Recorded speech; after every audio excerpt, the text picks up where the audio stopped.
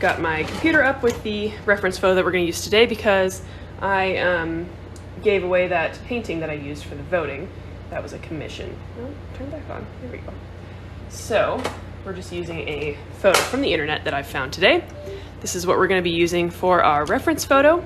We're gonna ignore the green background, and we're just mostly gonna paint the flowers and these little extra stems and buds in here. So we're gonna kind of learn how to paint these flowers with lots of practice, painting lots of different shapes. And I like this one because they're all facing like a slightly different way, so we have practice painting that perspective. So this will be here. I will be referring back to it throughout the painting, and I'll try and get it so that it's, hang on, let me see if I can get it so that it's also in the frame. Yeah, there you go, so you can kind of see it. And we will go ahead and get started. I'm going to clean my palette here real quick while I give you the usual spiel at the beginning. So my paper here that I'm using is Strathmore watercolor paper. It is very cheap, and this is a great option for just practice, or if you're a beginner and you don't want to invest a whole lot of money into, watercolor art supplies. This is a great option. It's called Strathmore. My paints are Winsor Newton watercolor paints. These are professional watercolor paints, but you can use whatever you'd like. It does not matter. These are just the ones that I'm comfortable with. And then my paint brushes are Princeton Neptune brushes. And those are, all of this is from the art store. I also have all of this linked in my bio in the art supply recommendations tab. So if you're looking for art supply recommendations from me at lots of different price points, not just these things are on there. Lots of other stuff is on there. You can go take a look at that. So that's where I would recommend you go if you have any questions for me about supply recommendations.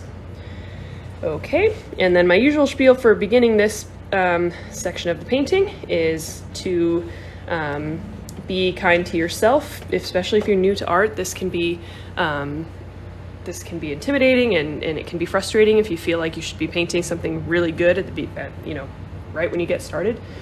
This is all just a time for us to be creative together and to practice and learn something. So just try to be gentle with yourself and gentle with other people in the comments, and nice to me, please. I'll be trying to block any trolls that come through, because that's not fun. And I will try to go at a pace that works for everybody as well, but I do try to get this done in an hour, so sometimes I do have to move on. But don't worry about that too much. This is the brush that I was just using. It's a round brush. It's 12 round. Yeah, don't worry about that too much. It'll just, hopefully this will get uploaded to my Instagram, same handle as TikTok, so you can find it later. I do get trolls sometimes. It just depends. All right. So what's the difference between a watercolor brush and a paintbrush? I will answer that as we do our first step of this process, which is to take a little drop of water from our cup and put it in each of our watercolor paints here. This just gets everything dissolved and ready to go. So watercolor brushes are the most soft brushes that you'll find. They are very flimsy. They don't stand up to any sort of like stiff paints, but because they're so soft, they absorb and hold a lot of water. And so that's the point of watercolor brushes. Because watercolor paint is mostly water with just a little bit of pigment floating in it. You want a brush that will absorb and hold lots of water. So brushes for other types of paint, like acrylic brushes or mixed media brushes, are stiffer and they have fewer bristles. These have lots of bristles packed in here. Let's see if we can get that to focus. These have lots of bristles packed in here so that it holds lots of water and paint, so you can put that onto the paper. Other brushes will still work. It's not like no other brushes will work for watercolor, but watercolor brushes are just optimized for this kind of paint. Okay, so we're going to go ahead and get started with our pencil sketch here. So the main thing with poppy flowers is that they are kind of like a shallow bowl shape. So if you see here, the petals are very round and they all kind of curve in slightly, and then the center is that really dark center. So if you have them kind of facing towards you, if they're facing directly towards you, kind of like this, they'll just look like a circle. But as we get to these ones that are pointing more upwards, they look more like a bowl. So you can get these kind of shallow petals in the front that are facing the other way, and then these ones in the back. So we're gonna just draw out a few of these. You can feel free to be creative. You don't need to copy these exactly. The reference photo is just for you to look at so that you have something to kind of base your drawing off of. So when I'm drawing this, I like to start with the center. And the center, oh, that broke. The center is just kind of a squiggly circle. I'm gonna hold this closer up so you can see this. So I like to make the center as kind of a squiggly circle. And then as we start drawing in petals, we can start from the back, and these are just kind of very round petals, kind of like this. So there's one at the back. We might have one kind of overlapping here. We might have one that's kind of a U, or like a, I don't know, a slice here that goes right across. That one's kind of facing up, and then maybe we have one here. Poppy flowers usually have 4 to 5 petals. So something like that, maybe. Okay, it doesn't have to look like anything in particular right now. We're just kind of drawing out these shapes. I forgot to mention, I will try to get to the questions, but I do try to teach throughout these things too, so sometimes when we are painting, I will get to questions, but I can't always answer all of your questions. I apologize. Now, we might have some of these flowers here that you can't see the center, and so we might draw those. So we might have like a mark where the stem and the flower meet, and then we start drawing these kind of round petals coming up from that point. Again, draw maybe 3 or 4, kind of coming out of this point. Maybe you have one kind of hanging down here. I don't know. You can be really creative with these because they're quite forgiving and they will still look like poppy flowers. So there's one. And we could do one right here. Feel free to let these overlap. There's the center. And we'll do, let's do like a petal going right across here. It's kind of a U shape. There's one petal, 2, and then we'll have one right here. Yeah, sure. And throughout this process, we're probably gonna draw like maybe, I might do like 4, I don't know. 3 or 4 would be good. We don't need to do too many. But enough that we get to kind of experiment with these different shapes here. There's one that's just fully facing me. So if you want to draw one that's fully facing you, you just draw these petals all around. Okay. I feel like that's probably good. You can kind of look at your composition and see if there's any spots that need more. One right here, maybe? No, I think I'm going to leave it like that. We can always add more later, but I think I'm going to leave it like that. Let me grab my knead eraser real quick.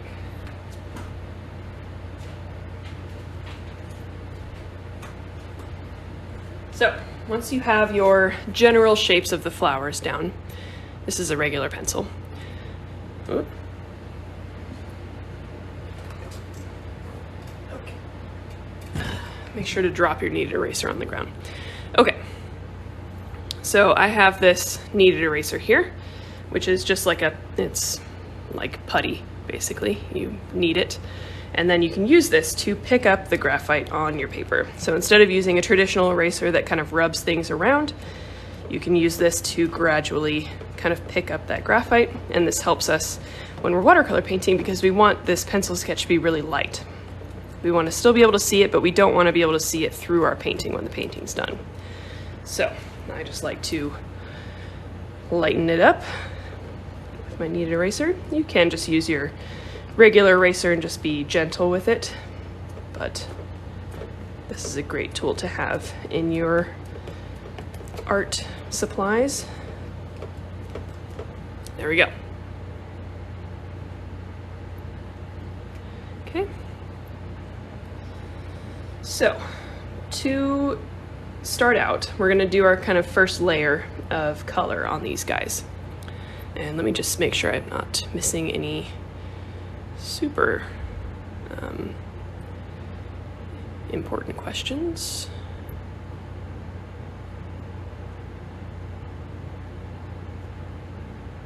Okay. All right. So, first, step is going to be to make our colors for this. So we're going to start with really light colors. We want to just do a light wash on all these flowers to give us kind of a base to work off of. We're going to let that dry and then we'll add some details. So we need two colors for this. We're going to need a really light red and then a really light, a slightly darker kind of purple color. So I'm going to use just the red that's in my palette. Start getting that onto a little palette square. And we're going to add some water to this, and that helps us to lighten up this color. Make sure you make enough to cover all 4 of your flowers, or however many flowers you made. And then we're going to make a purple color, slightly less watered down. And you're just going to add a little bit of blue to your red, little at a time, until you get, we still want this purple color to be on the red side, probably about like that.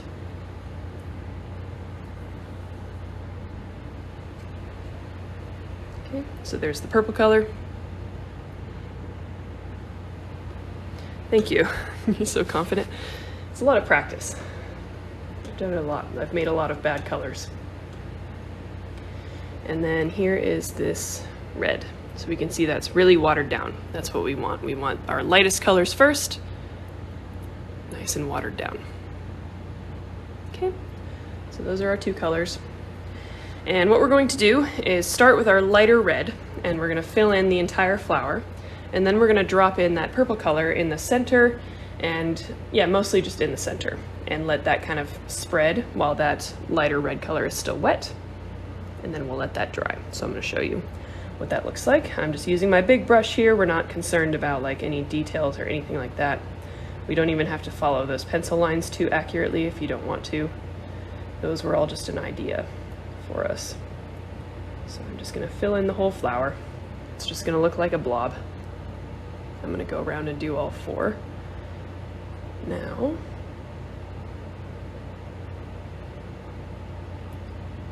And it's not going to look like anything super interesting, but this is all part of the watercolor process, is layering.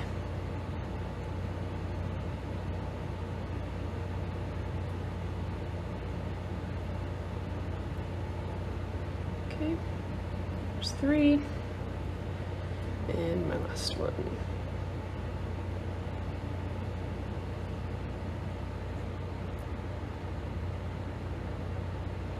So this shouldn't take you too long. We're not being too careful about this. We're just filling it all in. And then we're going to switch to that purple color, get it onto your brush, and then just drop that in the center. You probably just need to touch it once.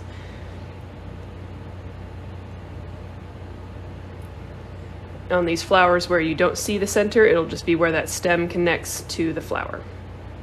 Just drop once or twice. Maybe if you want a little bit more color, you can do twice. And that will just spread out and give us some preliminary shadows.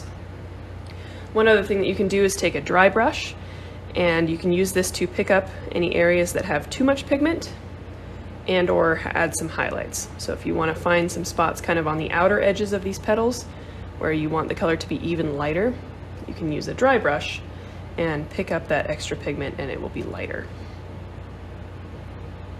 That's optional, but it's a good touch. So again, I'm just using a really dry brush. I'm drying it off every time I do this. And I'm just picking some little spots kind of on the outside of these petals to take away some of that paint.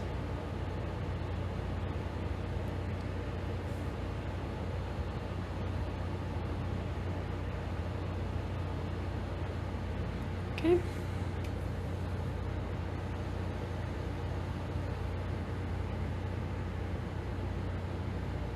There we go.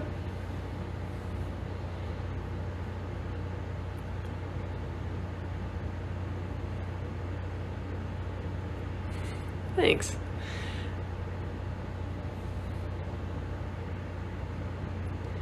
Okay. All my art supplies I get from the art store, but you can get everything that I have talked about on Amazon too. That link in my bio has all my art supply recommendations, and that is a link to Amazon, so it can get shipped to you. There we go. Okay, so I'm gonna let that dry. And I'm gonna let you guys catch up. Let me know if you're done or if you need another minute or two. And then we will go ahead and move on to our next step.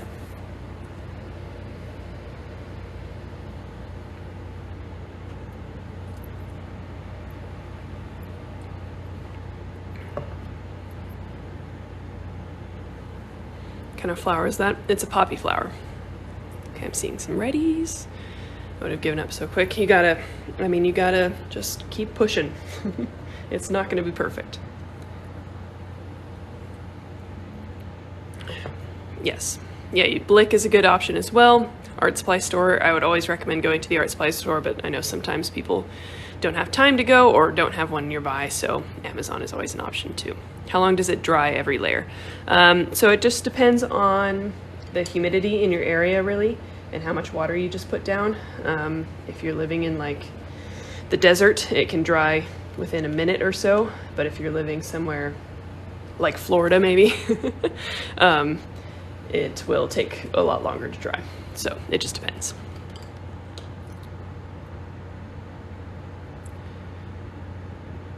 I know I don't love Amazon either, but I know it's just the only option for some people. So you always gotta be conscious of other people's needs.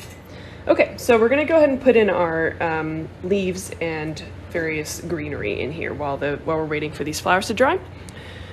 So for this, we just need a regular old green color. I like to mix a few colors together on my palette. If you'd like to just use the green that your palette comes with, that is fine. But I like to take my green and I like to add a little bit of blue to it. I think it just makes it into a deeper, kind of darker, more natural green. And I also like to add a little bit of brown, which also makes it look a little bit more natural. And then we're gonna water that down. You don't want this too dark. The focal point of our painting is the flowers, so we don't want the green to take away focus from these flowers. So I'm gonna water down this green until we get to probably about here.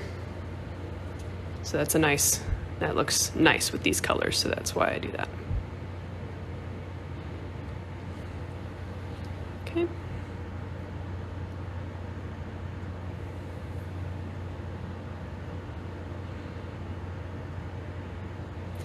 So the general idea with these poppy flowers is we're going to put in the stems. I kind of like to have them all collect at the bottom down here, just like a little bouquet, and then we're going to add in some leaves.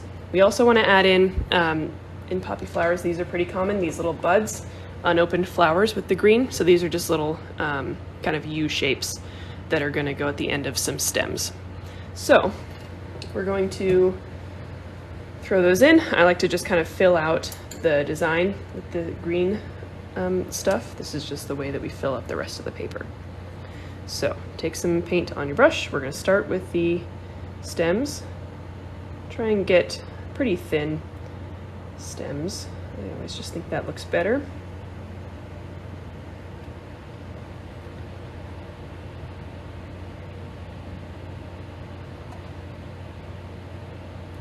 And don't be afraid to run into the flowers, especially if they're still wet. It'll get you a cool kind of effect.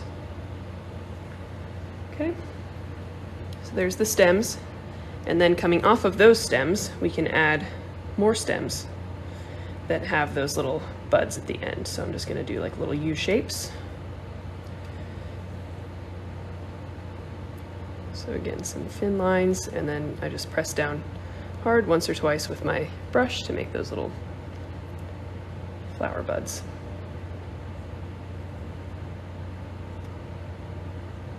You can add as many or as few of these as you'd like.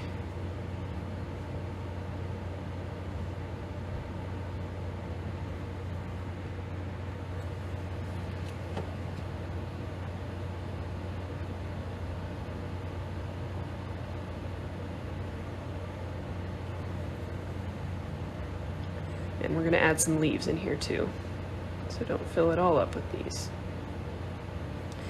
Now for the leaves, these poppy flowers generally have like a 5-pointed leaf, I should say. So what we're going to do is press down hard once at the top of wherever you want your leaf to go to make this little leaf shape. And then draw a line coming down from that. And then do 2 of those little leaf shapes along the sides, kind of like that. And you can do as many of those as you'd like. So a leaf shape at the top, and then 2 on each side.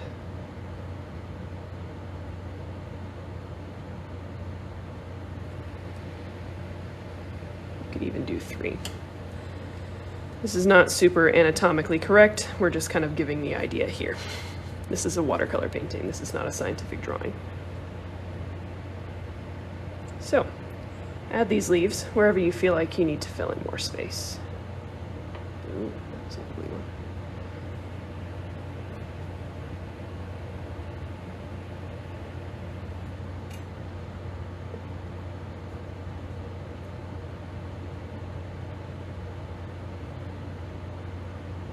Doesn't have to be perfect either.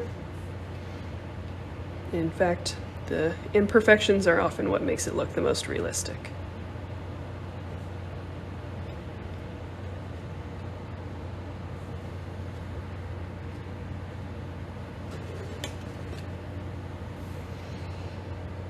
And then we can just zone out, painting some leaves.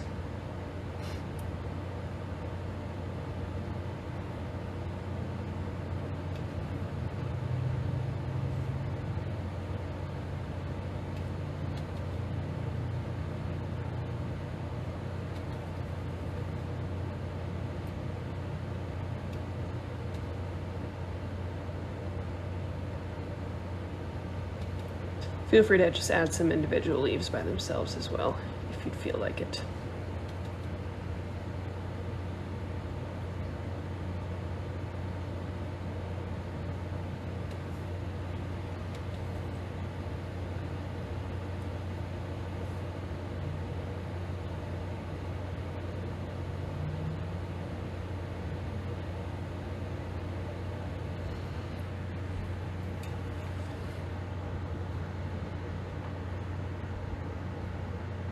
Love how she used a scrap to test colors. Nice technique. Yeah, I would always recommend for watercolor you have scrap paper in front of you.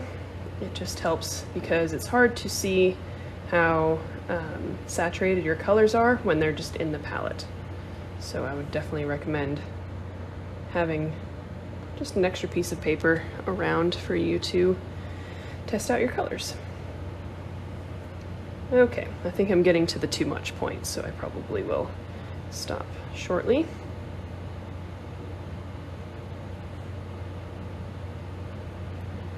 I'm gonna leave it alone.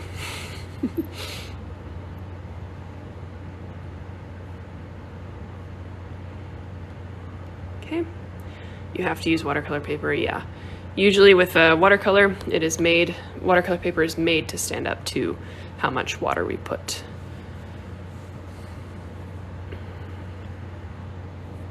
In the painting. Okay, so there we go.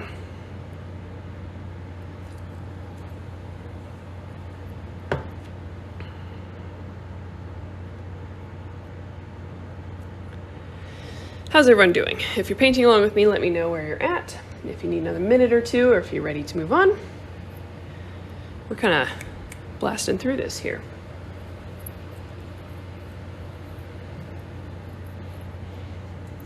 And I really like how one of my favorite parts of this technique is that you can get some different kind of textures in here as they dry.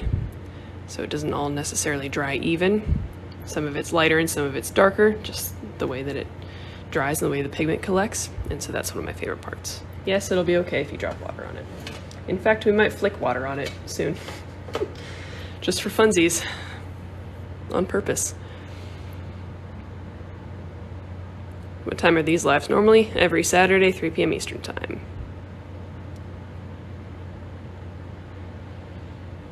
I'm watching now and then running to the art store. Nice. Love that. Okay, cool. I'm seeing some dones, so we will go ahead and move on. Our next, and kind of our last, honestly, little step, which is a large step, is to add the detail to these flowers because they just look like blobs. So we need a really nice saturated red color. because these are poppies, I like to use just my brightest red. You can mix a little bit of orange into it as well if you'd like. That just warms it up a bit.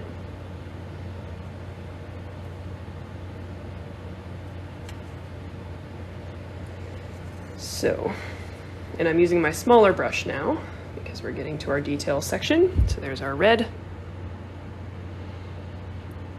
This is also a good way to tell if your colors are going to look good together on the painting. I like that pop of red in there. But you can change your color so that it matches the rest of your colors in your painting. Okay, so we're going to take this red, and generally we're going to add some details. So we're going to add some lines coming out. I'll start with the one that's straight on. Start with kind of some lines coming out from the center. You can go around the edge of the petal. Some lines coming out from the center. This is not going to be extremely realistic, as I've said before. This is a stylized version of these flowers. So I like to add lines coming in from the end, from the edge of the petal, and then lines coming out from the center.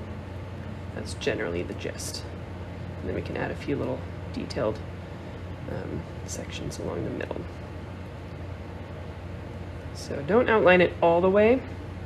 If you have already, that's fine. I like to just outline some of it and let the viewer kind of fill in the rest.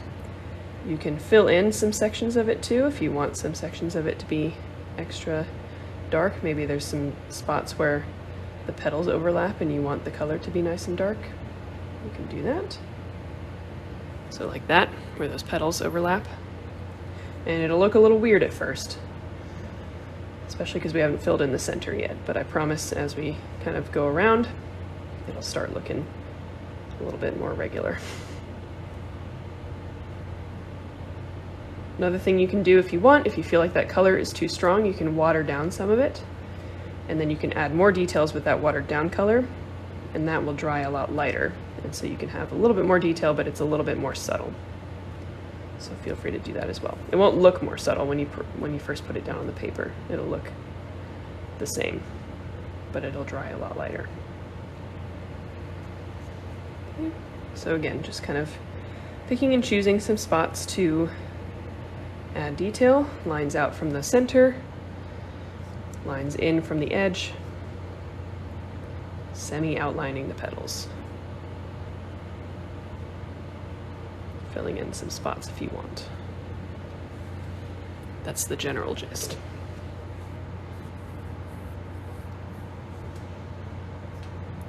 And this part can be very relaxing as well, once you kind of get the hang of it.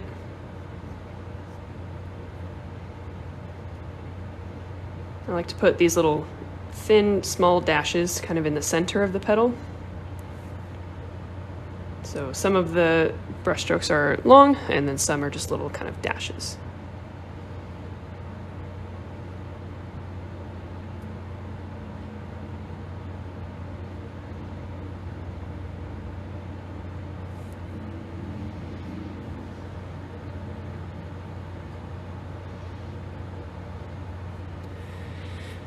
And while we're doing this, I can probably answer a few questions. So if you've got any art-related questions, feel free to put them in the comments. Can't guarantee I'm going to answer them all, but I will try to while I paint at the same time.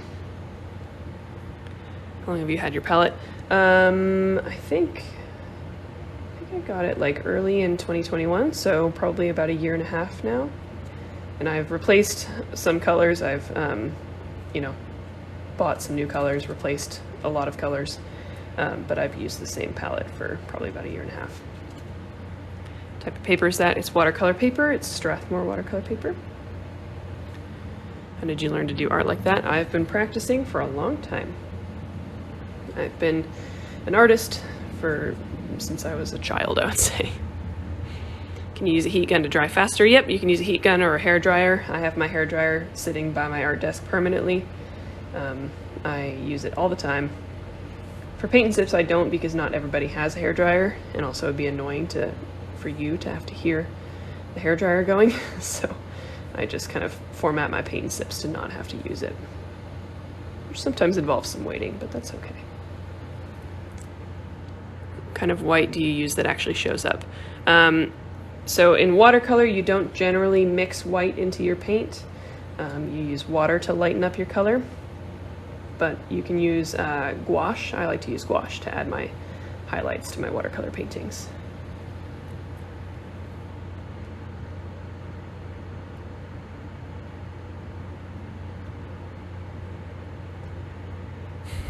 Thank you. How did you find your style in paintings? I don't know. I might have an unpopular opinion on this, but generally I think the whole thing about finding your style is kind of a myth. I think that you should just paint things in the way that makes you happy. I think you should try new things.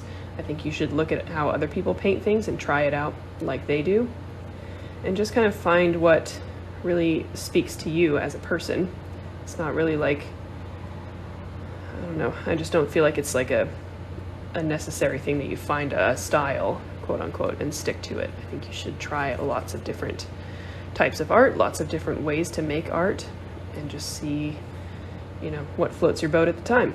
And then maybe it changes later, but I feel like that's kind of the best way to find your style, is to not worry about finding your style and to just kind of try lots of different things. Try different styles of doing things. How did you find your passion in painting art? I honestly have just been painting for a long time. I don't like, just because I've been doing it since I was a child, I just never wanted to stop doing it. I've had a lot of hobbies that have kind of come and gone, but I've painted for my whole life, and I've just always, it's almost like something I need to do. So,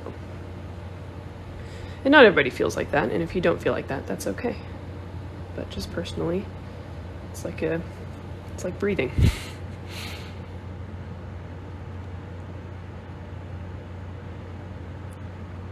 If you could pick a paint to never use again, which paint would it be and why? Acrylic paint, immediately. Acrylic paint annoys me.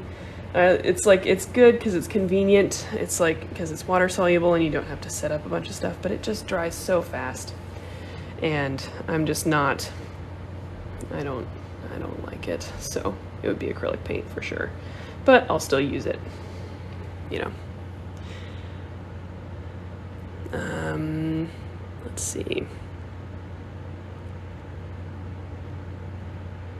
No, I do not always paint flowers. Do you ever do an oil painting on paint and sip? No, because it just takes too long. Oil paint dries so slowly, and paintings are done like over several days. So it's really hard to do an oil painting in an hour, and it wouldn't really look all that good. And I don't know if I could like talk and teach while I did it anyway. Let's see. How did you learn to paint without reference? I still paint with references all the time. I hardly paint anything without a reference. If you're painting realistically, if you're trying to like paint something that looks like something in particular, not abstract art, it's almost impossible to paint without a reference photo. There are some savants that can do it, but it's really just really hard because our brains are really bad at remembering things photographically. So don't be ashamed of using reference photos. I will be using reference photos till the day I die, most likely. There's no shame in that. It does not mean you're not a real artist. It means that you are an artist trying to recreate life, and that is just a tool that you need to use. So don't worry about it too much.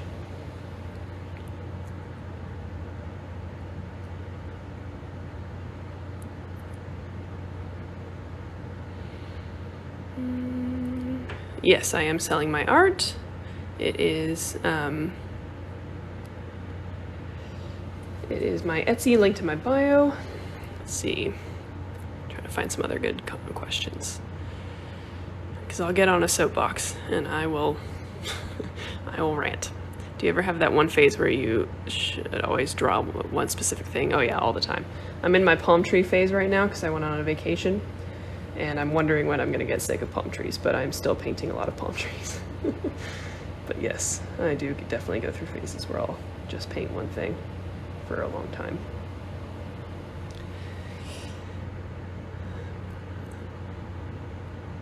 Thank you. What are you sipping to? Okay. Watercolors, I've already answered the brands, so that's been a long time. That's just...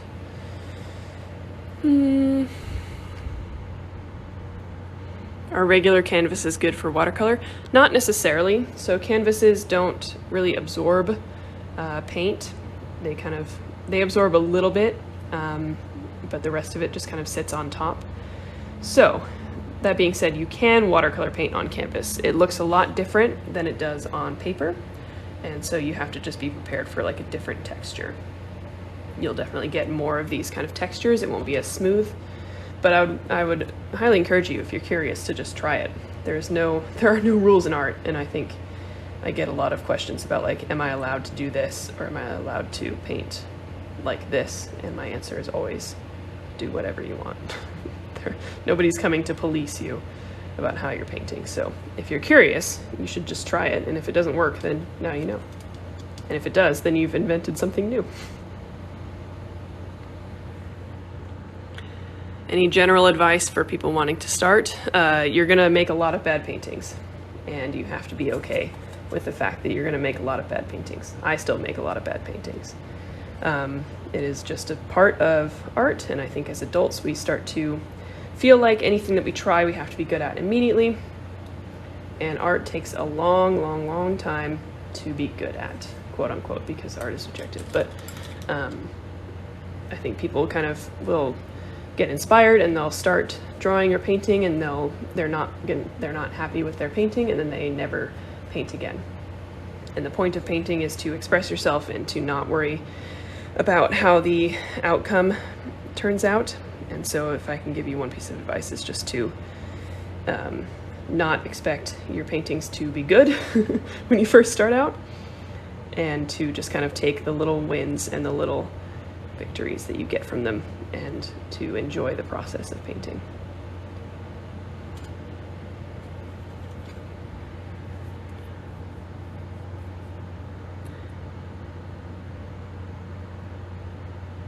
What do you do when you're uninspired? I don't know. I think this is another thing that I kind of disagree with people on sometimes. Some people will be like, you need to paint every day, even if you're not feeling inspired. You should, be putting work in every day. And I think that that can work totally fine for some people, and if that's what you want to do, then that's great. But if I really don't feel like painting, then I take a day off from painting. Or, I do something else. I like to do collage when I'm feeling uninspired to paint like I normally do. Just try something completely different where there's no pressure. I think there's nothing wrong with taking days off of painting. It does not mean that you're going to regress in your skills. You don't have to paint every day. So I would just say to maybe try something else, maybe go for a walk, do something different, and just maybe look on the internet for things that are different from what you normally do. And yeah. And don't put like too much pressure on yourself if you don't feel like painting for a couple days. There's nothing wrong with that. It happens to everybody. You can't be inspired 100% of the time. Really getting on my soapbox and giving some wisdom here. I have never taken an art GCSE. I'm American, and we don't have those here, so I do not have too much advice for you. I would just say to not worry about it too much, and if you believe in the art that you make, then you're going to do great. And it's not the end of the world if you do badly. It is going to be fine. Thank you.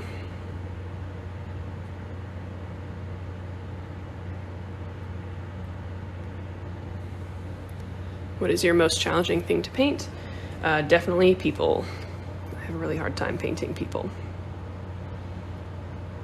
I practice, and I've done like figure drawing classes in my art classes that I've taken, but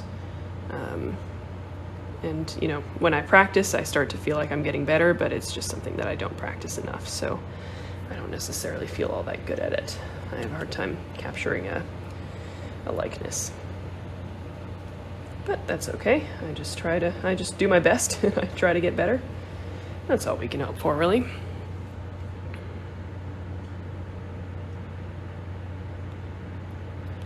messes up good brushes for oil paint. Yes, it does. If you are not already, make sure you're putting your brushes in water as soon as you're done using them. Acrylic paint dries in like 30 seconds, so make sure you're taking care of your brushes. Just put them in water. You don't have to clean them right away, but at the end of your painting session, make sure you clean them.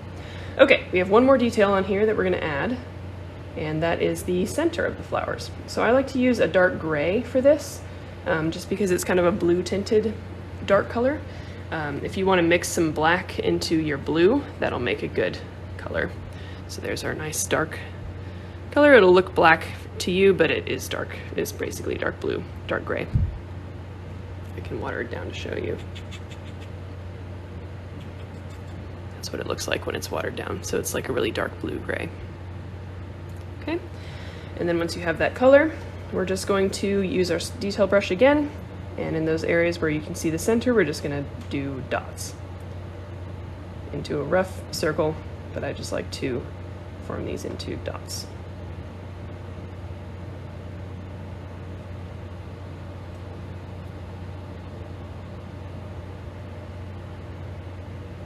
There we go.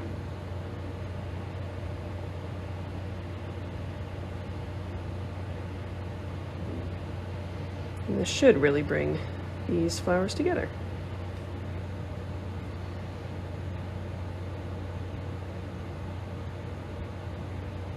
And there we go. Now, some other options for you. If you'd like to do like a gold border around the edges, you can do that. If you want me to show that to you, I can. We can also do some water flicks. So if you want to take this red color that we've been using and water it down, you can add some texture to your painting. So maybe I'll do both just to show you. We've got a little bit of time, so I'll show you both options, and you don't have to do either. You can just choose one to do, or you can do both. So I'm going to water down this red that we were just using. I'm going to water it down a lot. And I'm going to use my medium brush here. And I'm just going to start flicking gently this red paint onto the painting. This is one of my favorite things to do with flowers. I just think it really like brings it together and also adds a little bit of randomness. We can also do this with the green that we used for the leaves. So if you want to do just red, you can do that. You can also do green.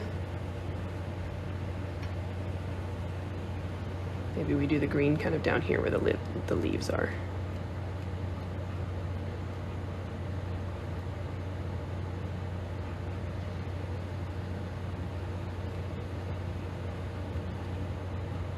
Don't overdo it. And one other option for you is to just take some clear water after you've done this part. So just some water from your cup, and then you can flick that on there too. And that water will hit those other droplets and kind of spread them out in a cool way.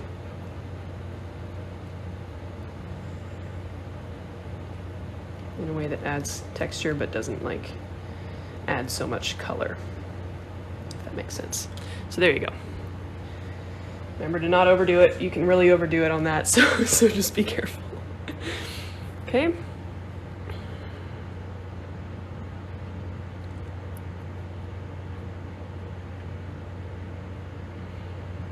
Okay, I'm gonna do the gold border as well. I do need to make sure this dries. I'm gonna break my rule this one time and use my hairdryer, so I apologize for the noise. But I wanna make sure I show you the other techniques, so don't mind the hairdryer.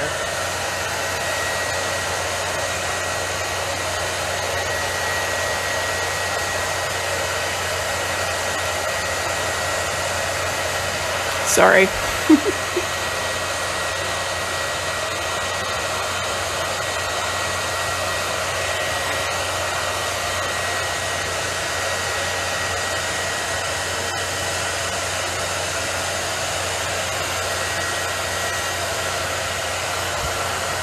She's so professional, yeah. What brand hairdryer to use? It's loud for me. It's a Conair 1875.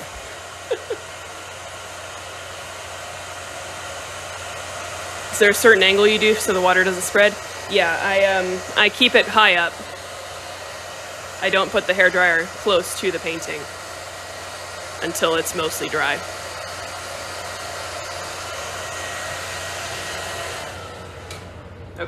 Sorry about that, but there we go, it's dry now. Okay. Sorry about that. My rule broken for that one time. I need my tape.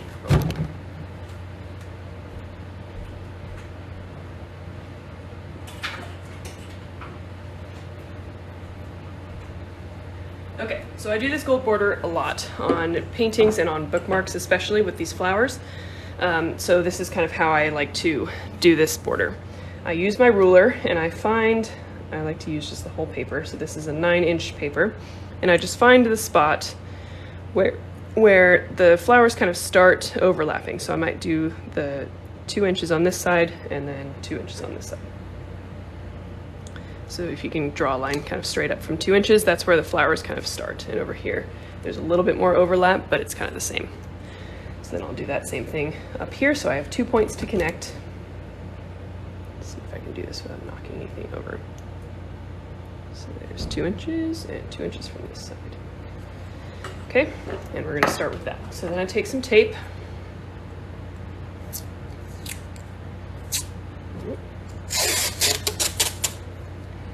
And because this is really thick tape, I like to tear it in half, so because there's 2 straight edges, so that I'm not wasting a bunch of tape. Just using the one side. So I tear it in half, and then we connect those 2 pencil marks. So that one's there.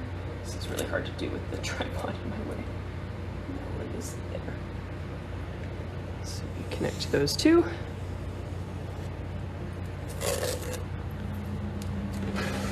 Move this stuff out of the way real quick. And then on this side we have this guy here. Back to that. I always like to use my thumbnail and press down the tape edge. That way you won't get any paint kind of seeping under. Okay, and then we're going to do the same thing this way. Where'd you get your rings? This one I got in Prague when I studied abroad in Prague. This one I got from Anne Arlen. She's on TikTok. She makes really pretty jewelry. And then this one was a gift these were a gift from my parents for Christmas, and I don't remember where they got these. Okay.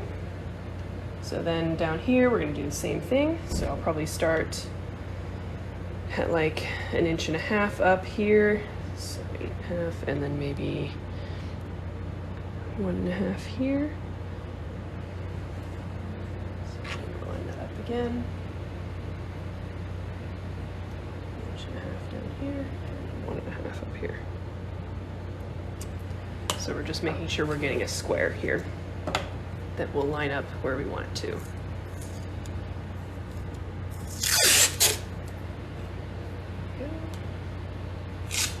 And again, we're cutting this in half.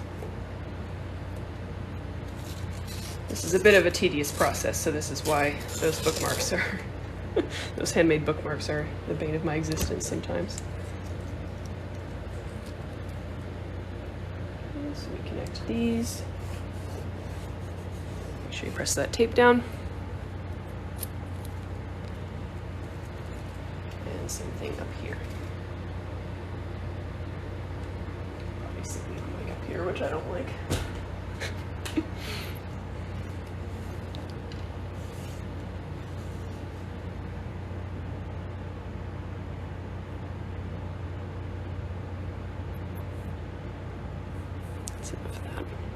Okay. So then we're going to do 2 sides at a time with the gold. So I need another piece of tape. We're going to do the long sides first.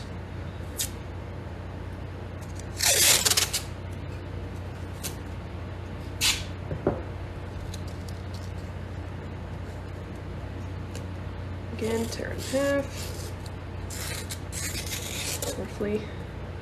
And then we're going to line this tape up with the inside with however thick you want your border to be. So I'm going to go probably about like that, maybe a little less than a little more than 1/8 of an inch probably. Line it up about approximately in a straight line.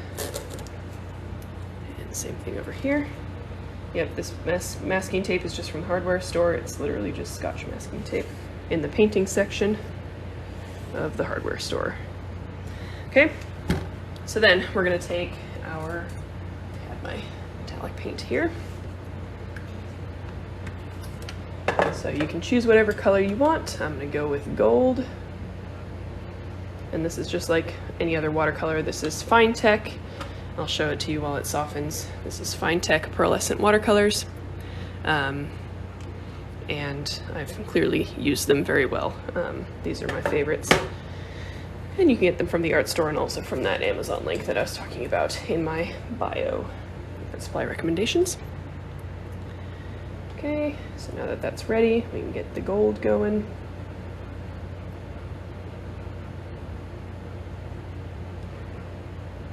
And then we'll start to fill in between the tape. So I think it looks good to paint around the painting. So if there's bits of the watercolor painting underneath that come through here, I just kind of carefully paint around them as we fill this in, and I think that looks good once we take the tape off, but that's just a personal preference. If you want to just completely paint over everything, that would probably look fine too.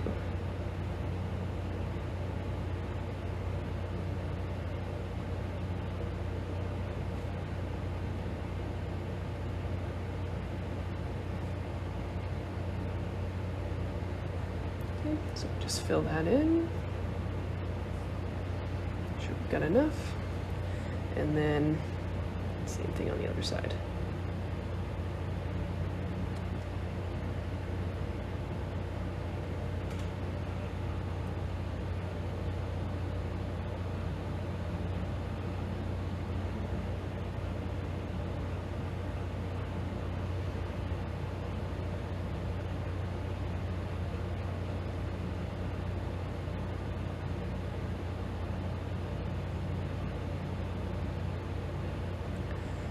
Doesn't need to be perfect. It'll look good when you take the tape off, pretty much no matter what.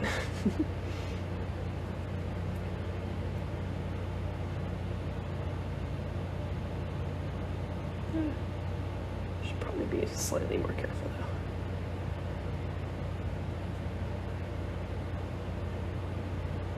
though. Okay, there we go. So then we can carefully take this tape off.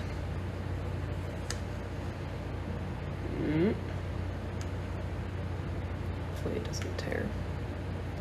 I like to do this at a really low angle like this. I find that helps with keeping it from tearing.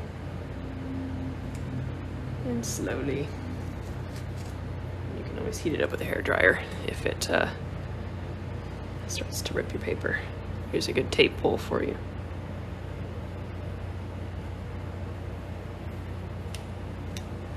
Okay. That side. I'm going to blast this with a hairdryer real quick so I can do the other sides. So I'm sorry.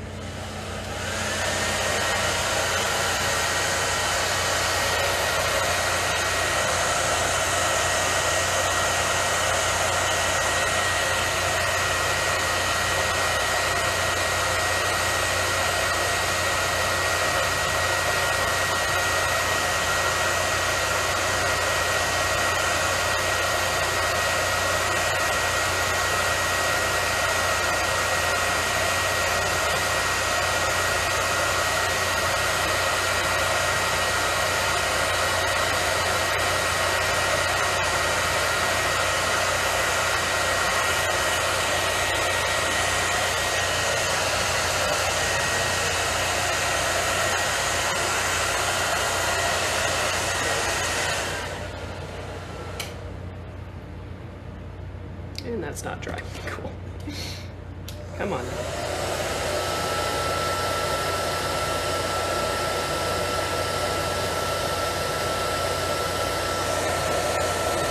I really just need the corners to be dry. You don't need the whole thing dry. Yeah, beauty's full of vibes. Sorry.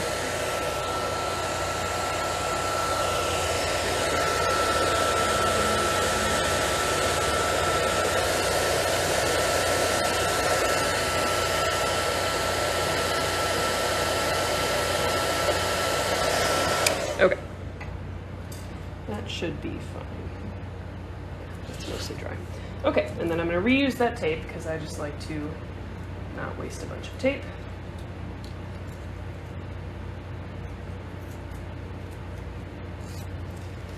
and we're going to do the other sides. So again, we're just repeating this process. Make sure you use your nail to press that down.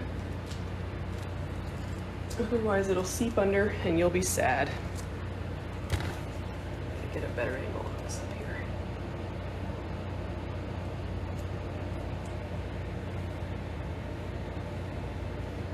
Okay. And we do the same thing. Just fill in around the painting with the gold color. We love a resourceful queen, yeah. Well, you gotta be. When you buy a lot of tape, when you go through a lot of tape in general, you gotta find ways to not go through as much.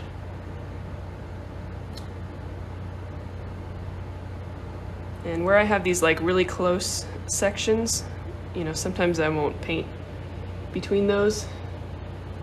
Where I have these like stems that are close together, some of those I just will leave without trying to paint between them, just because it gets a little tedious. Okay, up here.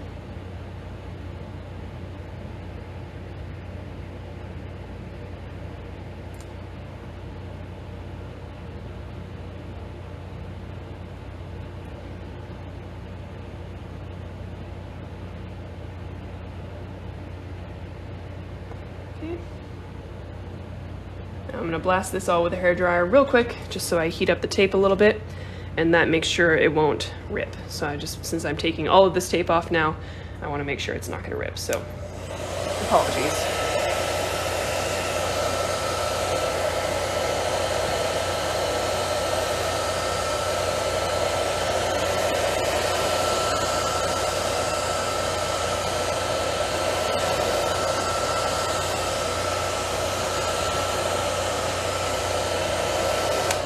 So just give it a nice warm up, and then we can take off this tape. Sometimes this tape that you just put down will pull up some of what we painted before, so you just need to patch that up. That's not a big deal. That can be fixed. And then we can take off this tape, and this is when we reveal the nice gold border.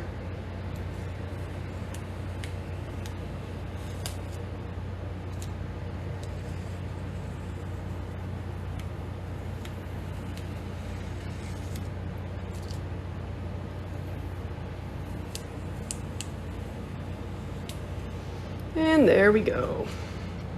All right. So there we are. You can see the shine, the reflectivity.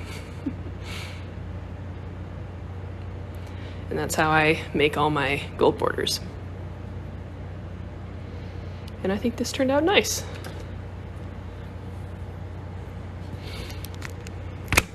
So here's the final painting. Again, I will do my best to upload this to Instagram. I've been having technical difficulties, but I will do my best.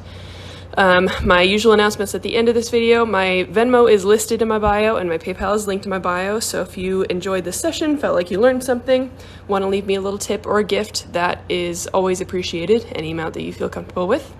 And so you can do that there. I also have my Etsy shop linked in my bio as well. So if you're looking for some of the paintings that I sell, then that is where you can check that out, also linked in my bio. And I host these sessions every Saturday at 3 p.m. Eastern time. So if you'd like to